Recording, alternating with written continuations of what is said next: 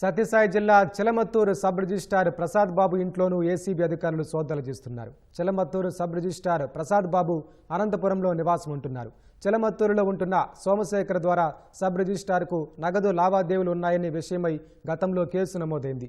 Court ఆదేశాలతో ఇవాళ మళ్లీ ఏసీబీ అధికారులు సోదాలు చేపట్టారు. అనంతపురంలోని ప్రసాద్ బాబు ఇంట్లో చిలమత్తూరు ఉంటున్న సోమశేఖర్ నివాసంలో ఏకకాలంలో ఏసీబీ అధికారులు సోదాలు నిర్వహించారు. నగదు బ్యాంకు లావాదేవీలు ఇతర రికార్డులను పరిశీలించారు. వీటి ఆధారంగా వివరాలు సేకరిస్తున్నామని ఏసీబీ అధికారులు తెలిపారు. Last month Chilamathur sub register office ని మనం సర్ప్రైజ్ చెక్ చేయడం జరిగింది ఏసీబీ అధికారులు. అందులో భాగంగా మనకు దొరికినటువంటి కొన్ని ఎవిడెన్సెస్ బేస్ చేసుకుని గవర్నమెంట్ పర్మిషన్ తో కేసు రిజిస్టర్ చేయడం జరిగింది.